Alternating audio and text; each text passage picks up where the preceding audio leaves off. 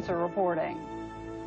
Good evening. The crisis in the Israeli-occupied territories escalated today as cornered Israeli troops opened fire with live ammunition in a Gaza slum, killing a Palestinian man. And there were bloody demonstrations again, too, in Jerusalem.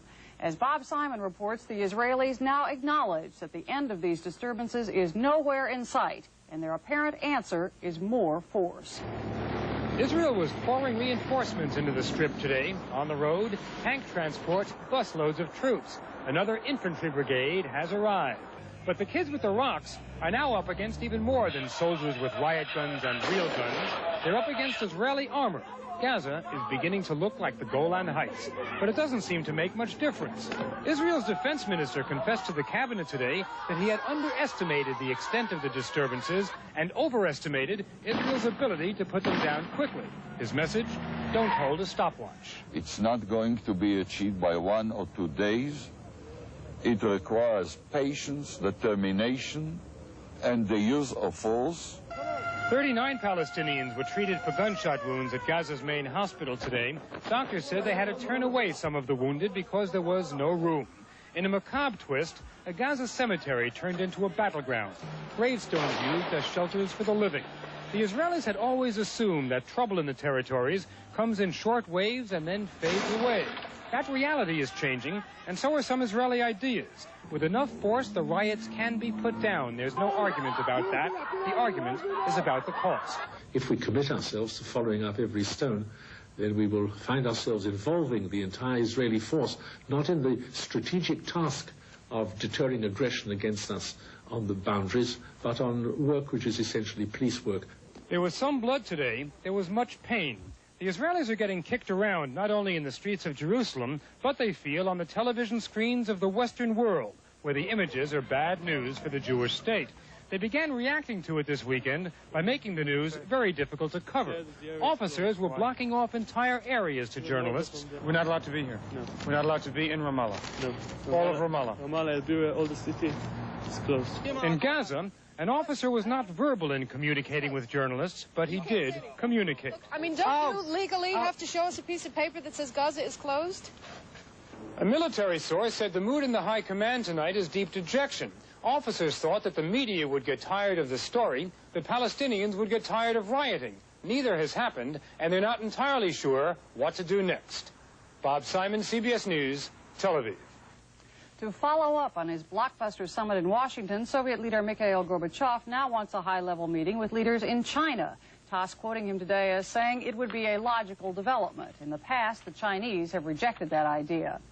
There are reports tonight that Iran-Contra investigators will question Vice President Bush under oath tomorrow. That is not likely to help struggling candidate Bush in Iowa, where he and Senator Dole are rapidly forgetting that old GOP commandment not to speak ill of another Republican. Bill Whitaker reports. George Bush has problems in Iowa. As he campaigns across the state, he is repeatedly pressed on his role in the Iran-Contra Affair. It's a question Bush can't seem to throw. I think most people feel that it's been adequately answered, too. I think that we'll find that out in these elections. Now, Bush is fighting back. Yesterday, he called on chief rival Bob Dole to release past tax returns, trying to chip away at the senator's everyman image by forcing him to reveal his personal wealth. Today, Dole shot back. I think what he's trying to do is shift the focus from credibility on the Iran-Contra thing to something else. The Iran-Contra issue came to a head at Friday's Republican debate in Des Moines. I think the American people do want to know what you said, and sooner or later you're going to have to do it. I don't think anyone's going to ride to the White House on anybody here on knocking me or knocking the president on Iran. Still, no matter how often he deals with the issue, Bush can't seem to put it behind him. In Creston, Iowa, at a meeting of Republican county officials yesterday, it was clear the Iran-Contra affair has hurt Bush. We've gone through Watergate once. We want to know all the answers and just put them on the table. I think there's a thing about honesty, and some people feel that he wasn't entirely honest. I think we want to make sure that our Republican candidates are pretty honest and upright persons. Reactions like that have prompted Iowa frontrunner Dole to keep up the heat. My view is that Bush ought to release all of his notes and all of his private papers. And all the memorandums that come into his office on the Iran-Contra Affair, lay them out there, let the public see them, and get this behind us. Attacking Bush on Iran-Contra is a calculated gamble for Dole. With the caucuses 1 month off, some here question whether the increasingly personal nature of the campaign will actually benefit the candidates or simply alienate Iowa voters. Bill Whitaker, CBS News, Des Moines. All the candidates trying to target money and resources are running into one hard fact. There are 30 million Americans over the age of 65. And as Eric Engberg reports, politically they are not ready to sit in their rocking chairs and be ignored. We're calling about the upcoming presidential caucuses. The politicians have dubbed it gray power. The emergence this year in Iowa and other key nominating states of well-orchestrated, well-financed campaigns by senior citizens to influence the choice for president. And when 27 million of us speak out, well, the politicians better listen. Making its first run at presidential politics, the giant American Association of Retired Persons, AARP, has an $8 million campaign war chest. No one candidate is being endorsed. The strategy is to impress all the politicians with the growth of gray power. I think that how a candidate stands on the issues that are being brought forward by AARP may very well determine who wins the election. The big issues for the elderly lobby are Social Security benefits, Medicaid, and the need for more long-term health care, all costly and controversial programs. We're not asking for a free ride. We're just asking that they help us rearrange the system so that it's taking care of the problems that are coming up. Jack Kemp, running for President of the United States. In Iowa, where half the caucus goers are likely to be over 50, the candidates are lavishing attention on the elderly. The electorate here in Iowa is among the oldest in the nation, but everywhere seniors are a growing force. Retirement gives them more time for politics, and they make it a point to vote. Most important, they are a rapidly growing percentage of the population. It will be an issue and an organization, a group of people that will increase in power as time goes on. We're just seeing the beginning of it now. This growing power worries some analysts who fear politicians will give in to too many high-cost demands. Anyone who gets elected president is going to have to ask himself how he's going to balance the budget if he's going to continue to provide these very rapid increases in benefits for older people. If we were to make get into an austerity program, let's make it all the way. Then I think every senior citizen and every junior citizen would be glad to share his part of that load. Those cost battles are certain to be fought in the future. For now, the elderly lobby says it has at least won a solid beachhead. The candidates are coming to them and paying attention to their concerns. Eric Engberg, CBS News, Des Moines. In just a moment, more trouble ahead for embattled Arizona Governor Evan Mecham. And later on, be glad you never forget how to ride a bike, because bikes are back, and bikes are booming. Is next scheduled to deliver his State of the State address tomorrow. There are many here who suggest Arizona is in a state of confusion, embarrassment. Charges against him. On our side, we'll find that out, but I think justice... Former White House political advisor Lynn Nofziger faces 4 counts of influence peddling for his lobbying activities after leaving the Reagan administration. Independent counsel James McKay says that Nofziger illegally contacted former administration colleagues on behalf of Fairchild Republic Corporation, the National Marine Engineers Beneficial Association, and WedTech, the infamous Bronx defense contractor now involved in a series of criminal cases. Nofziger has always maintained that he never realized his lobbying was illegal. I am absolutely convinced of my innocence. Frankly, this kind of thing is just isn't something that anybody would go out and deliberately do. But the trial will be embarrassing not only for Nofziger, but also for the whole Reagan administration. A key prosecution witness is expected to be Attorney General Edwin Meese. The indictment charges that Nofziger improperly wrote to Meese, who was then in the White House, in a bid to help WedTech get a big defense contract. Meese himself is under a separate independent counsel investigation for other WedTech links. And the Nofziger trial comes as the White House is still reeling from the recent conviction of another former top Reagan aide, Michael Deaver. With more than 100 current and former administration officials now under investigation, some critics say there is now an unprecedented ethics problem. That problem is too much loose money and too little concern in Washington about ethics in government. But other experts say that this administration has been caught by new, tougher ethics laws than in the past, and by overzealous scrutiny. I think that there is a lot of loose talk around on the subject of corruption, and that there is a terrible tendency to harbor suspicions that if we gave a good, long, hard, honest look, wouldn't be justified. Still, those suspicions of corruption are so widespread, they're even showing up on children's television. Alistair, if you had to describe today's politicians in one word, what would it be? How about unethical? Close, but not quite. How about unscrupulous?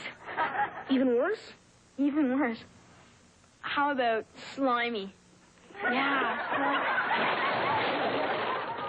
Rita Braver, CBS News, Washington. Tomorrow, there were some words of caution today for small investors. They came from Nicholas Brady, the head of the presidential task force that studied October's market crash. That task force concluded that a few institutional investors caused much of the crash.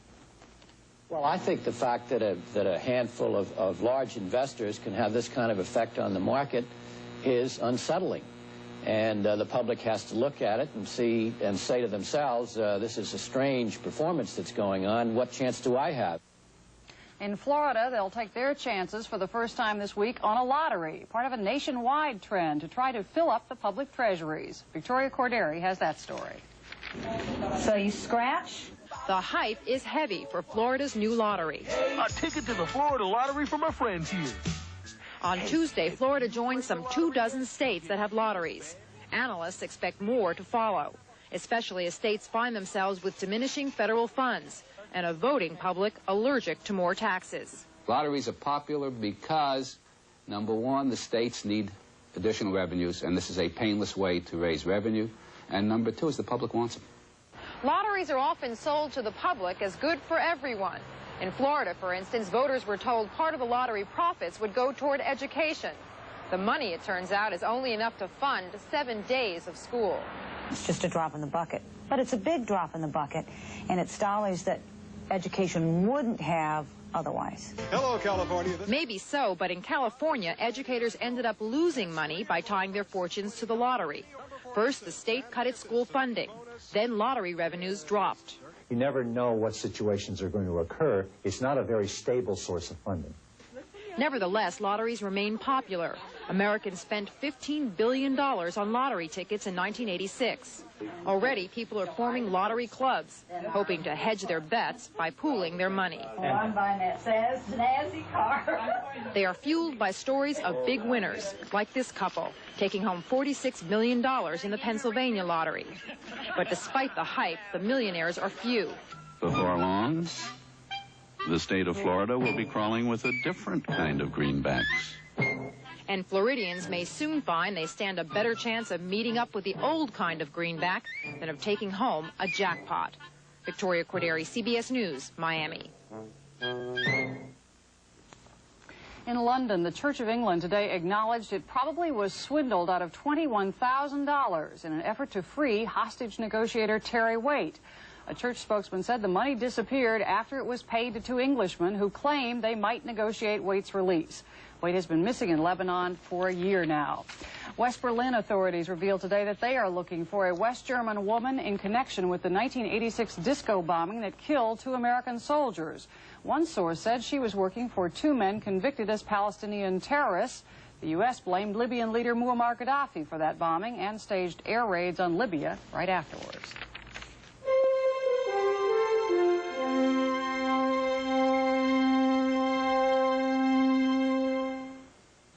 Okay, honey. Can you tell who hasn't had their Kellogg's bran flakes? Hang in there, honey. Well, some people feel a little sluggish if they're not eating a balanced diet. Oh, boy, am I sluggish. Kellogg's are the only bran flakes with fiber and a full day supply of iron to help balance your diet. And that's one great way to help fight that sluggish feeling. So maybe you can tell who hasn't had their Kellogg's bran flakes Great shot, honey. and who has. Kellogg's bran flakes, the fiber and iron cereal. This is Brother Rice. He hasn't spoken a word in exactly 20 years. So I brought him this new FTD Celebrate bouquet. The flowers, colorful bowl, and fun box make it a celebration. A fried chicken. Pizza. Buzz, we're glad you have Kilpectate.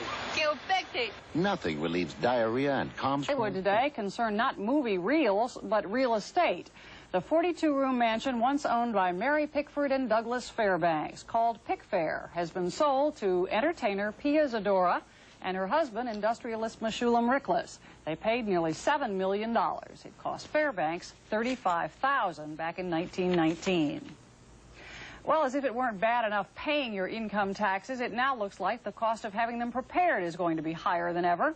That's the result of new tax regulations, which are so baffling that they are driving CPAs to training courses. Harold Dow reports. You'll try to sleep, but it will come creeping into your mind. Doing your taxes has always been a bad dream, but this year it will really be a nightmare. And the Internal Revenue Service has good reason to warn taxpayers not to wait until the last minute. The fear has already started. Accountants all over the country are bracing themselves for what they feel will be the worst tax year ever. Congressional leaders working on the 1986 Tax Reform Act promised a simpler tax system. But in the end, they said they had to sacrifice simplicity for fairness. What taxpayers got is a very complicated set of tax regulations. So complicated, even certified public accountants are confused. For example, if you're subject to the AMT at 21%, this weekend, over 400 CPAs braved a snowstorm and freezing weather to attend a training course so they could learn about the changes in the new tax code. I'd like to know the name of the people who sit there and figure out these complex rules for us. Accountants say the amount of information now needed to prepare a tax return is shocking. They say they will spend 20 to 50% more time preparing 1987 returns than they spent on returns in years past. And since time is money, fees will increase. A prepared return that cost $200 last year could cost as much as $300 this year. The rules are changing so rapidly. There are interpretations that have not come out yet, so there's a lot of ambiguity, there's uncertainty. But while accountants may want a little tender loving care this year, just remember the tax laws have changed, but you're still paying the bill. Harold Dow, CBS News, New York.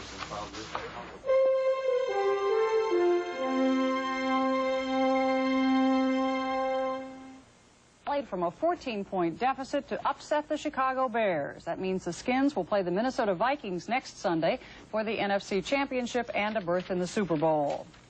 Another sporting event you might have missed today was a big bike race in California. Bicycling, of course, doesn't get nearly the attention of football, but David Dow reports the industry nonetheless is on a roll. There was a festive air this morning as thousands of cyclists launched through the streets of Long Beach, California. And why not? It was the climax of a big convention for the bicycle industry, an industry with a lot to celebrate. The bicycle business is enjoying a boom that's unprecedented since the boom that it had in the early 70s. It's a sleeping giant. A giant worth $2 billion a year in sales that's tripled in size in a decade and turned some corner bicycle shops into multi-million-dollar emporia. We sell between 4,000 and 5,000 bicycles annually, and the average price of those bicycles is in the $400 to $450 range. It's obvious on the nation's bike paths. In every sense, bicycling has grown up. Children have always ridden, and children do ride, but this boom is a boom of adults. And it's a upscale boom. It's of adults who want to buy health expensively and visibly. Of couples like Jim and Leslie Graham, who've sunk nearly $4,000 into cycling since deciding they were mismatched as joggers. But something we could do together and stay together instead of, wait, I'm coming. Besides, jogging in its heyday never offered the high-tech options of modern bicycling. It's a double recurve composite laminate made of alternating layers of carbon and Kevlar. If carbon and Kevlar aren't your thing, check out the other offerings at this weekend's convention. Studded snow tires for your bike. Or how about an automatic transmission? I think it's one of the great ideas of all time. Or the latest thing in seat covers. Imitation wool with an 1.5-inch piece of foam and a drawstring tie. It's completely washable. Or forget bicycles. Cycling, after all, is a fashion show as well. People wear things to bicycle now that they would have been arrested in 5 years ago. But these days, nobody's getting arrested, not even for 35 on the bike path. And even with recession talk around, dealers are bullish, hoping that Americans will pedal them to another record year in 1988. David Dow, CBS News, Los Angeles. And that's our news. Dan Rather, of course, will be here tomorrow. I'll be back a bit later with the CBS Sunday Night News. For now, I'm Susan Spencer. Have a nice evening.